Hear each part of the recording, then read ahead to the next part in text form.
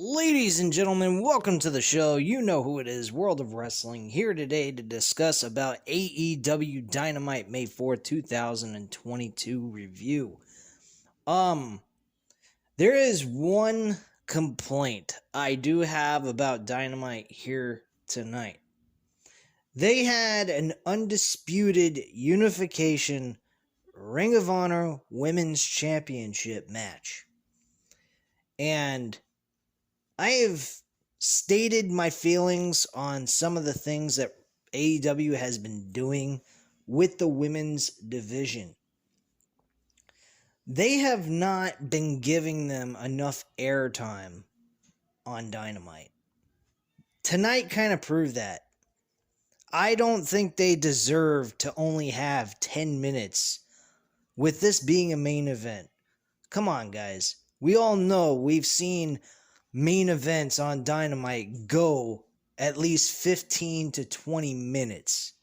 You're telling me we couldn't give these women at least 15 minutes for a main event match when we're talking about a unification for the Ring of Honor Women's Championship?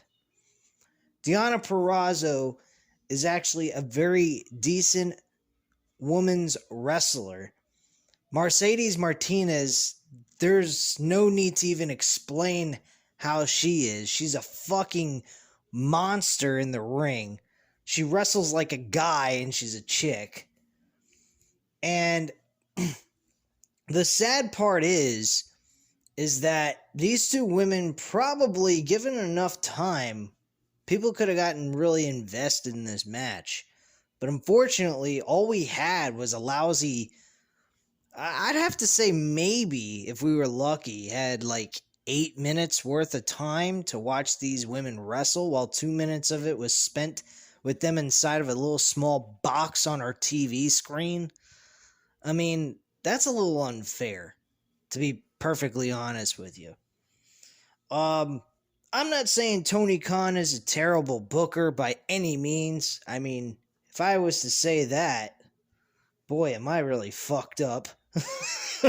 That would be the most outrageous thing to even say on this channel. I think probably every person that subscribed to this channel would probably unsubscribe from me if I was to say something that stupid. Not that I would blame anyone for doing so, because that would be completely insane if that came out of my mouth. But I'm not saying that by any means. The man cares about his audience, he cares about his customers, and he cares about wrestling. The thing is that he's not putting in enough effort like what NXT and what WWE did a while back. I'm not talking about WWE now. WWE now is going back to the old ways they used to do things with women. And I personally don't like the idea. You got women on your show, treat them as equal as the men. Now, granted, they're not going to be able to do the same exact things that the men are going to do. No offense to women, but they don't have the physical abilities to do, I'm trying to not be offensive to women here. I'm trying to come up with the best words. Probably digging myself a hole. But women, women can't do like the same kind of physical things. Like, you can't expect a woman to be able to wrestle a man in most cases, or fight a man. It's not right. It's not fair. Women aren't as strong as men in most cases. Now, Jade Cargill, she's a different type of chick, man. That woman is built like a fucking freak house. I will give one positive towards Tony Khan for what he did tonight. He did give the women a lot of segments on this show. They had a lot of talking segments, which I thought was great. Thunder Rosa and Serena Deeb, fantastic stuff. Absolutely loved it. Can't wait to watch these two women go at it. As I predicted, I knew Serena Deeb was the next in line for the Women's Championship. And I wouldn't be against the idea of Serena Deeb winning the AEW Women's Championship. Now, don't get me wrong. I won't have a problem if Thunder Rosa retains the title either. I'm leaning more towards Thunder Rosa retaining the title. Anyway, I don't think they're going to take the title off of her so quickly. But yeah, this match is going to be fun. I think we are going to all enjoy this match a lot more than the Britt Baker Thunder Rosa match we got at the last pay-per-view, which was fucking terrible, actually. It was the weakest match on the card, which was surprising. The rematch was a lot better. But honestly, the women in AEW are not being utilized with the right amount of time in their matches. They're given like 5-10 minute matches. Men are getting like 15-20 minute matches at a time. And I think that's a little bit wrong by AEW. I think it's a little unfair. But overall, other than that, I think AEW is doing a good job. They're fun to watch. And I mean, hell, man, they can't do any worse than WWE. I mean, if you got any worse than WWE, you're pretty fucking pathetic. And that's what I go base off of. As long as they're not having their wrestlers every single match going in there smiling like fucking retards on a 24-hour-a-day basis every time they're on television, then they're doing something right. So, I mean, look at me. I praise fucking Impact Wrestling of all places. And Impact Wrestling's in front of like 200 fucking people per night. So, I'm being consistent here, you know? But yeah, I mean, outside of that one incident with the women's match for the world title, for Ring of Honor, I think the rest of the show was really a fun show to watch. I had a blast, watching this entire show. Let me just go through some of the matches that took place here and the segments. One thing I will say, the opener of the show was Jeff Hardy versus Bobby Fish. This was a fun match. Bobby Fish, I'm surprised because these two guys have never wrestled each other, and they actually gelled well together. Jeff Hardy managed to pick up the victory in this match, of course. I knew that was coming anyway. The whisper in the wind off of the top rope on Bobby Fish was a little awkward towards the end. It looked like Bobby Fish might have had a miscue there, or Jeff Hardy did. Somewhere along the line, somebody made a mistake in this situation. Bobby Fish ended up getting the back of his skull smacked into the mat, I believe. And then Jeff Hardy just kind of pulled him towards the corner and then did the Swanton Bomb for the finish. Outside of that one little mishap with the whisper in the wind, the match overall was very solid. Bobby Fish did good. Adam Cole was on commentary, cutting his thing with the rest of the commentary team, and he was pretty decent. He kept cheering on Bobby Fish, as I would imagine he would. So yeah, I mean, Jeff Hardy walked away victorious, and he won his match. So after that, the next segment was a vignette with William Regal and the rest of the Blackpool Combat Club. Pretty much what they were doing is showing them beating up Wheeler Yuta and for training purposes, and pretty much explaining their whole operandi of what they do and what they're about. They are about the scars that tell their stories, the cuts that they get that leave scars on people's faces, and they plan on doing that to the rest of the AEW roster that goes up against them. They want to beat them down and make them remember them at the end of the day. So that is pretty much the whole idea behind the Blackpool Bullet Club. Or not Blackpool, the Blackpool Combat Club. Holy shit, I can't believe I said the Blackpool Bullet Club. That actually would be kind of cool, having those three guys part of the fucking Bullet Club as like hitmen or some shit in AEW. That'd be kind of cool. I like that idea. But it kind of wouldn't work since Adam Cole's good friends with Jay White. So I don't see how that would work. Anyway, their match came up. It was Wheeler Yuta, John Moxley, and Bryan Danielson going up against Butcher, Blade, and Angelico. They went ahead and had a really good 6-man tag team match. This was actually the most challenging, I would say, that the Blackpool Combat Club actually had since they started doing these 6-man tag team matches. So they're getting a little bit more challenging. Now, granted, they still had the advantage and won the match. Angelico was placed in a triangle choke, and Bryan Danielson, pretending he's as if he's Nate Diaz, flexing the biceps from UFC and pretty much making his opponent tap out. So that's how that match ended. Wheeler Yuta had some good moments here and there. Again, the fans are continuously staying consistently happy with his work and enjoying what he has to offer for them in the middle of the ring.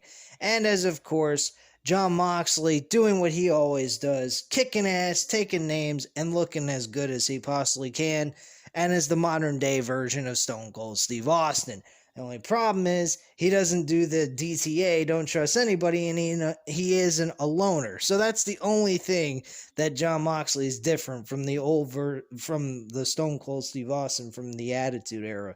But I would love to see John Moxley at some point turn heel and be the ultimate badass, mean motherfucker that I know he could be playing a heel.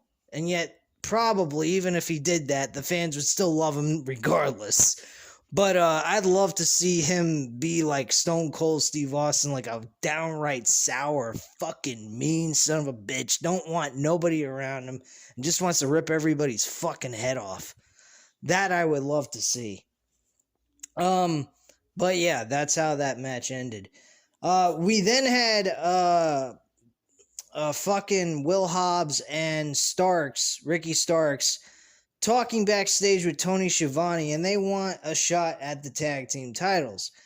Jungle Boy went ahead and said, no problem. But before you do that, before we actually defend these titles, how about you put that FTW championship on the line against me, I believe he said, on Rampage this coming Friday. And Ricky Stark's response was, yes, we will. I will definitely go ahead and do that.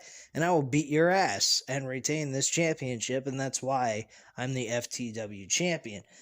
So that's pretty much what happened there. Afterwards, when we got back from commercial break, we had Swerve Strickland and Keith Lee still upset over what's been going on with Ricky Starks and Will Hobbs. I believe this is going to be a tag team match revisited at the Double or Nothing pay-per-view buy-in.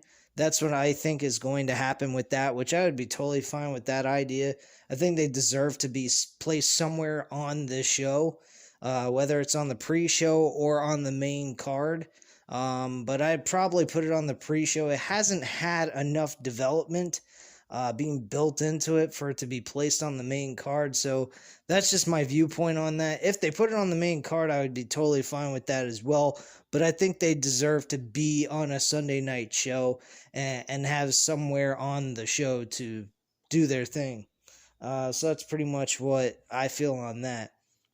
The next match was actually Wardlow going up against a mystery opponent, which I called out right out of the gates when MJF last week said you can't teach that. Well, it was W. Morrissey. William Morrissey is what they were calling him at AEW, going by his legit first name. And this was awesome.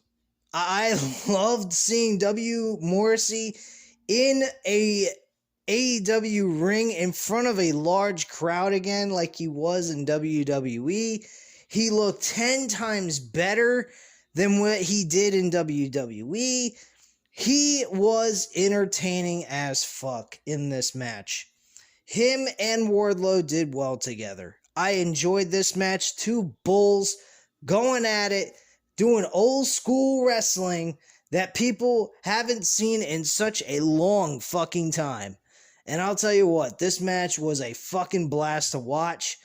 My only issue, you guys are probably saying to yourself, how many fucking issues does this guy have? Why can't you just enjoy the show for what it was? Well, I feel the same way about anything. I'm gonna critique something if I see something wrong with it. Look at the times that Wardlow has performed the fucking powerbomb on people. He didn't do it once. He didn't do it twice. He at least did it 3 to 4 times on a person before he pinned him. He did that to W. Morrissey once, pinned him, and got the 1, 2, 3. That is really fucking up W. Morrissey from a viewer's standpoint on what he is like. I mean, he shouldn't have went ahead and done 1. He should have at least done 3 power bombs and took his time doing it, because trying to lift up fucking W. Morrissey probably was challenging as hell. So I know I'm asking a lot out of Wardlow, but that would also show Wardlow had a lot of fucking strength and ability to do that with a large guy like him and then get the pinfall for the 1, 2, 3, giving him the same amount of moves he had to do it to W. Morrissey like he's done to everybody else.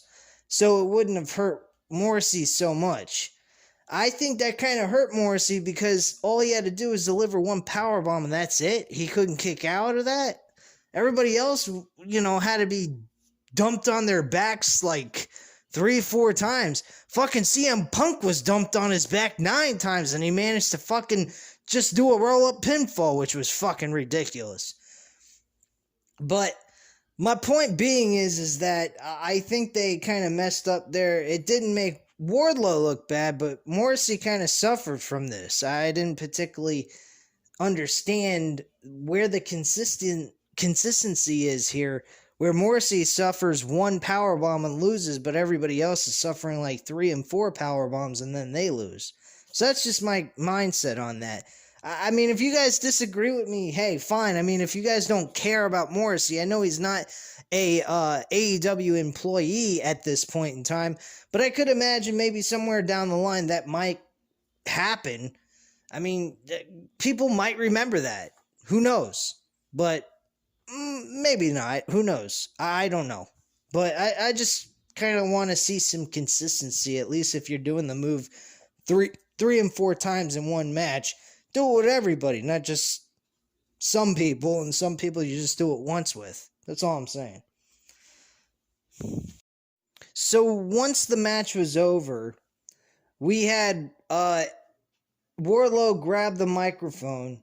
Well, after he annihilated every security guard known to man, when they were trying to handcuff him, he just beat the shit out of everybody.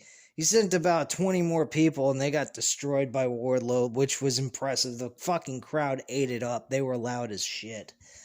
And then we had Wardlow grab the microphone, and he says, I'm not going to stop until I get my hands on you and I bust your ass, and you take me out of my contract with you. And at that point, MJF finally grabbed the microphone, and he says, okay, you want a match with me, do you? He goes, yeah, I do. I want to kick your ass. And he goes, oh, okay. I got an idea. But he starts asking the crowd, he says, hey, you guys want to see a match between me and Wardlow?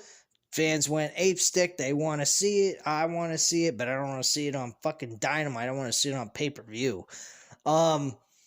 Even though, yeah, the crowd would fucking love to see a match between those two on television, live and in person in front of them, because that's the only opportunity we're going to have. But, of course, MJF said, well, we're not going to have this match in this shithole town. That's for one thing.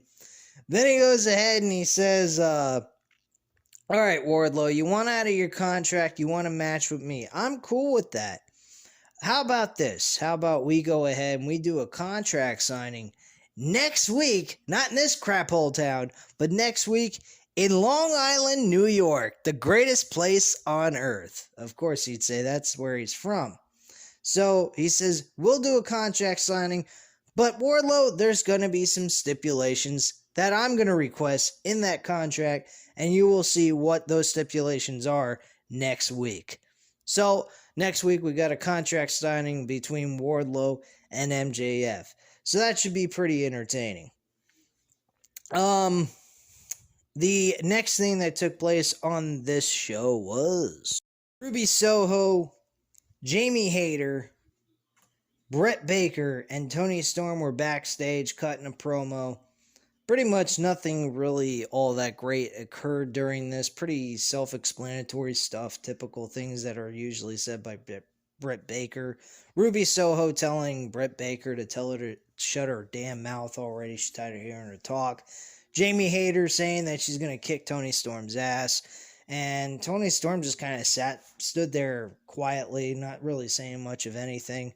And Brett Baker made fun of them both for wearing black tank tops and matching pants and everything else. So she thought they were just fucking retards at that point.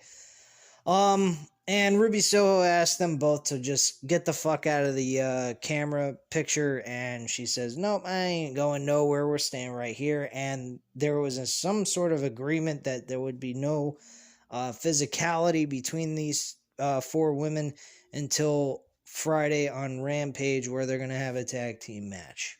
And supposedly Jamie Hayter and Tony Storm are supposed to have a match for them to qualify for the Owen Hart tournament for the women. So that is supposed to occur at some point, I believe on Dynamite this coming next Wednesday. We then had a segment with Hangman Page. Hangman Page finally went ahead, made his feelings felt about CM Punk wanting to challenge him for the World Heavyweight Championship. And he went ahead and he says, yeah, it would be very easy for me to say, I have a lot of respect for CM Punk and what he's done for the wrestling business. And, I'll shake his hand and I admire him for what he's done and all that stuff and yada, yada. And he says, look, you're coming after my World Heavyweight Championship.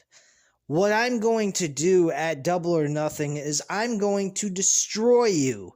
I'm going to retain my World Heavyweight Championship, and I'm going to stay the World Champion. Now, my thoughts on that was a very good way of building towards this verbal confrontation, because let's face it, folks, there ain't going to be too many, any kind of like physical, altercations between these two until the pay-per-view. That's my feelings on that. So you can bank on that for certain.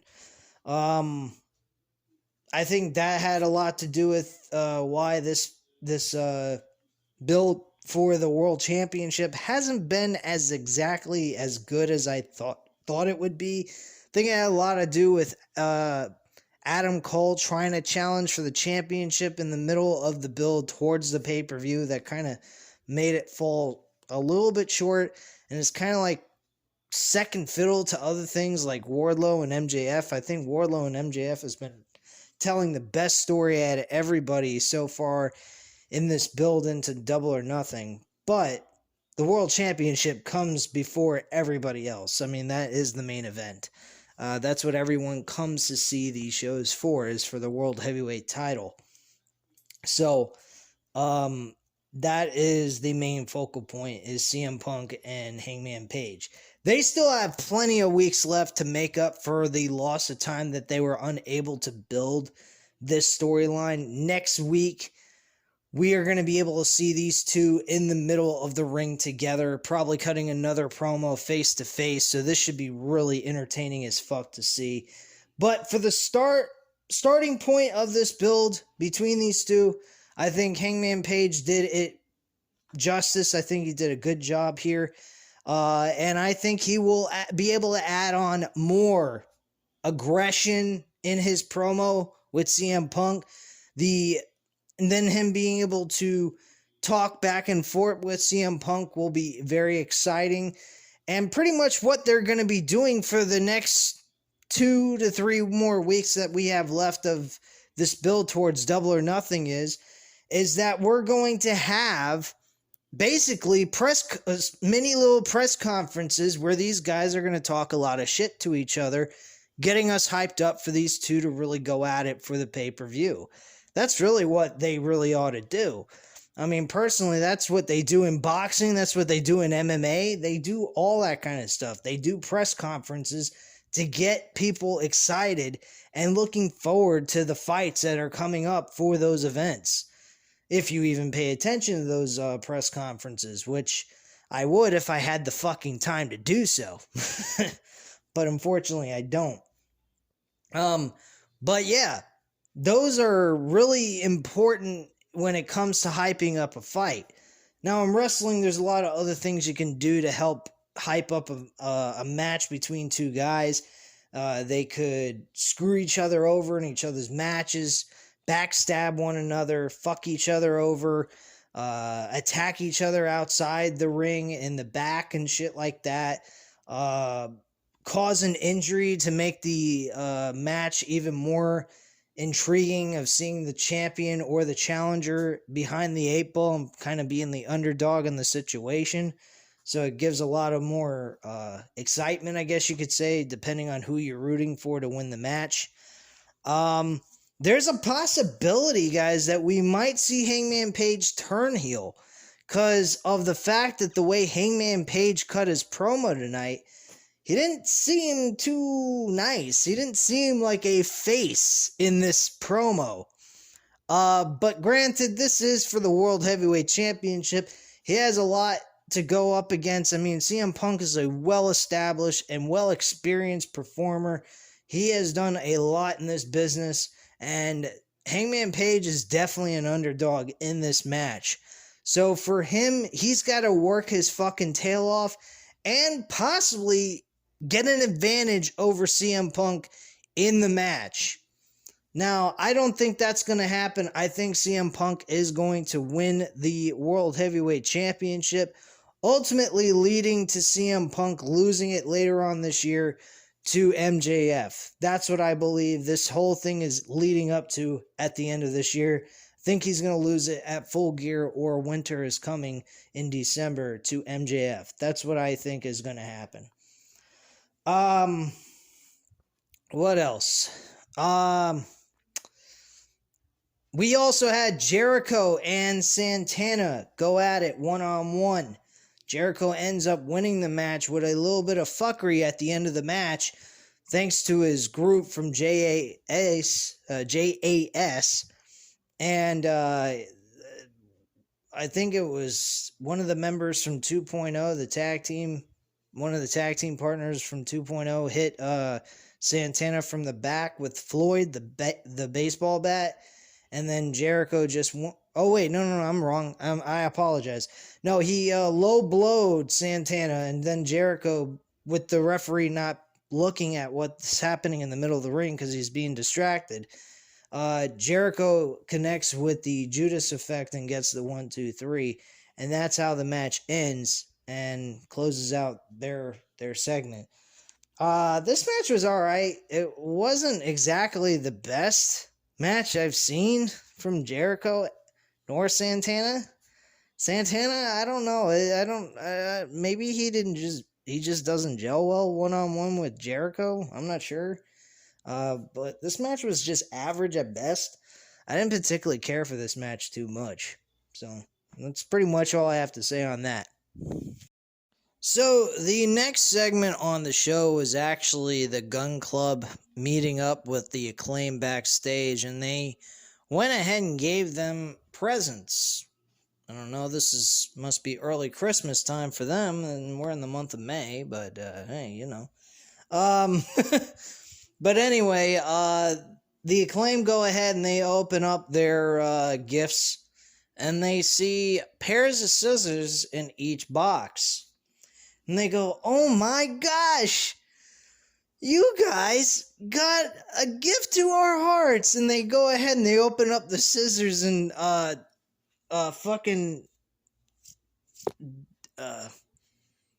Acclaim start smashing the fucking Max Caster and Anthony Bowen start smashing the fucking scissors together, and then and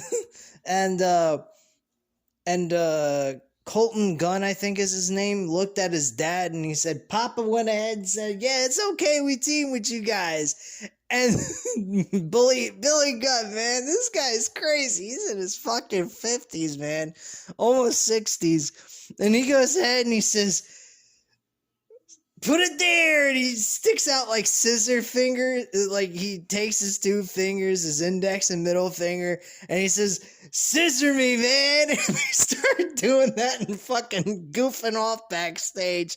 It kind of was like WWE-ish type of shit, but it was funny though. They made it very comedic. It didn't feel like it was an insult to us, the fans. It just seems like they were just having fun with the whole segment. And I thought it was fucking hilarious. I actually laughed at that. I thought it was pretty funny. But yeah, finally AEW kind of brings out their comedic side out of them, and they kind of do something comedic backstage with the heels. I thought that was pretty cool. We then had Brian Pillman Jr. and his partner, the Varsity Blondes, with Julia Hart in the ring. And they're cutting a promo about John Harbaugh and his inspirational comment he said to always be enthusiastic. He said as of late he hasn't been all that enthusiastic, but tonight he's pretty damn enthusiastic. So he calls out the House of Black. They have Buddy Matthews, Brody King, and fucking Malachi Black coming out, and it's a 3-on-2 attack here at this point. The Varsity Blondes get beaten up, and Julia Hart is given a chair by the House of Black to pretty much attack one of the Varsity Blonde partners. She goes ahead and holds it up for a moment, and then she just drops it and basically is saying, I can't do this. This is not right. And then all of a sudden, we had Malachi Black snatch it out of her hand and then grab her eye patch off of her eye, and she's holding her eye as if her eye was hurt or something like that, crying her eyes out and all this shit.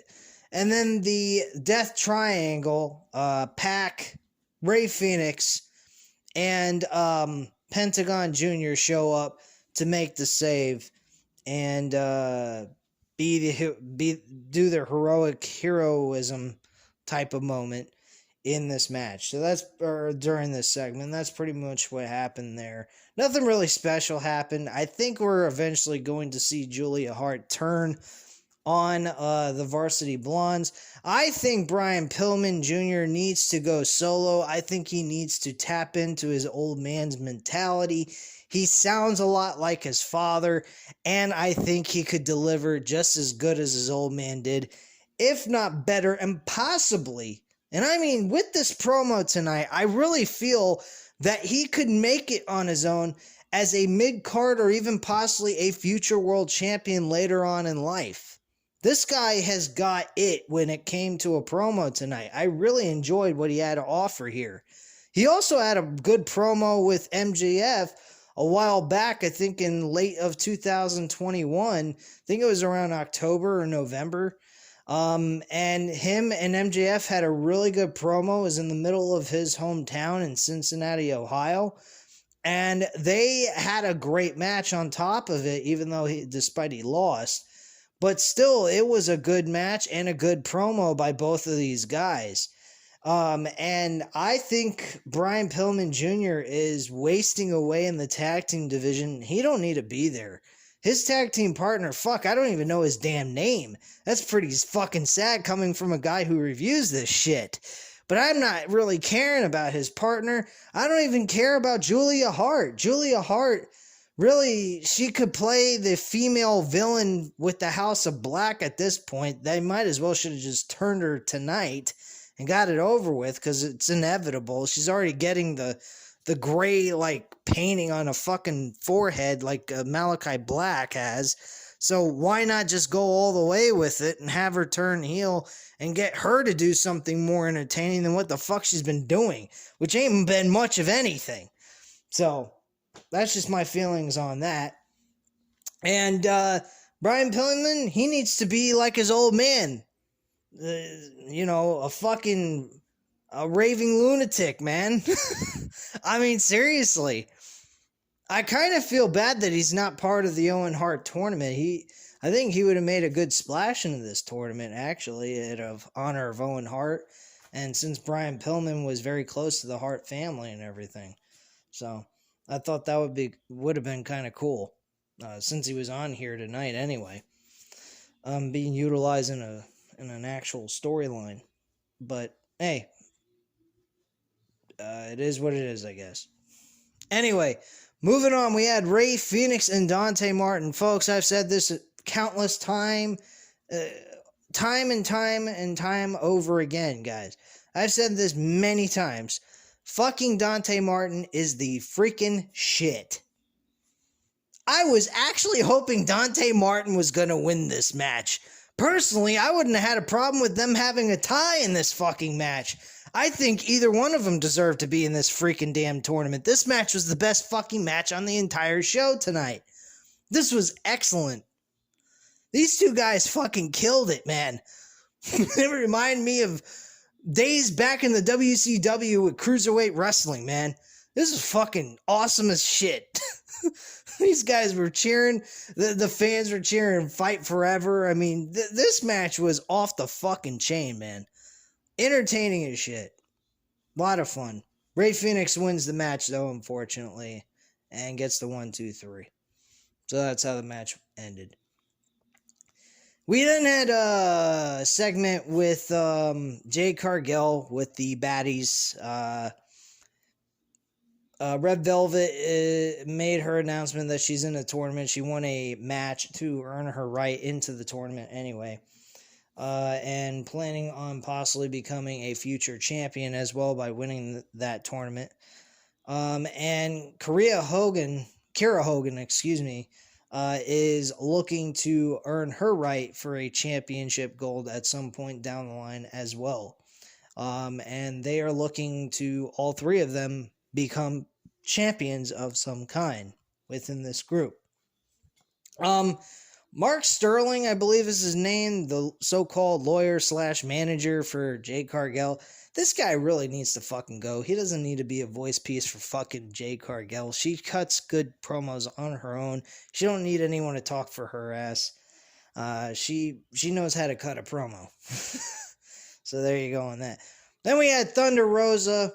She was talking about how she's been scrapping and clawing her way to capture the AEW Women's Championship. She finally did after defeating Brett Baker inside of a steel cage. And Serena Deeb showed up. And she came across very face-like. She wasn't a dick like she's been with Hikaru Shida and all that, and the other women she's wrestled up against leading up to this future match that's going to take place at Double or Nothing. She was very much like a face. She just said, look, man, I'm here to prove that I'm the absolute best, and I think a lot of people backstage and everyone around the world believe I am the best, and I need that championship to say that I'm the best. And Thunder Rosa took that to heart very badly. She said, wait a second, you want to say that you're the best? I'm the one carrying the fucking championship, so I'm the damn best. And they both looked at each other and said, we'll see a Double or Nothing at that point. So that's pretty much how the promo went down, in just normal explanation there of what they had to say in general. And then, of course, we had the unification of the Ring of Honor Women's Championship, which, again, I've mentioned this before. They only gave these women 10 minutes to do a fucking main event match. You're not going to get a whole lot of entertainment out of that. The women didn't seem like they had enough time to really get us invested in this match. This really just seemed like it was forced, just thrown in there for the sake of throwing in there just to have this match take place. No real build towards it for the Ring of Honor Women's Championship. And with it being a unification match, I mean, come on, you got to give it some kind of build or something. Put it on a special event, make it 15, 20 minutes on Dynamite as the main event, something like that. And all we got was just a normal, average Joe women's championship match, and that was all we got. So I mean, you look at Thunder Rosa and Brett Baker in a steel cage match, they got at least 15, 20 minutes inside of a steel cage to give us a good main event to watch. These poor sons of bitches, they didn't get shit. They got 10 minutes to do an entire match that 2 minutes of it was spent on commercials with us viewing them inside of a small little box on the corner of the screen.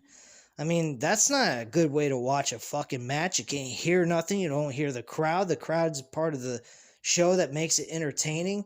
The commentary is also another thing. We got none of that. All we had was 2 minutes of it spent inside of a small box while we heard commercials running on the air. And that's not a way of enjoying a main event. And I particularly did not like this whatsoever. I think this was the worst part of Dynamite tonight, actually. Despite the fact that the women didn't produce a horrible match, it was just average at best. And it wasn't all that exciting because there was nothing made to be exciting. They didn't do anything to make this worth anybody's while to invest their time in watching with the time they had. So that's just my viewpoint on that. Mercedes Martinez wins both championships with a submission and pulls out the victory. And at this point, she is now the official women's champion of Ring of Honor. Not that that's surprising or anything, but it kind of sucks that they didn't give these women a allotted amount of time to give them that main event type of feel towards them being the last match on the show. That's all I have to say on that. But anyway, guys, that's all I have to say at this point in time. You know what to do. Hit the like button if you liked this video. Hit the subscribe button if you're not already subscribed to the channel. And, of course, as always, leave a comment down below, and I'll definitely get back to you on that. And I thank you guys very much for watching. Have a great night, guys. Bye.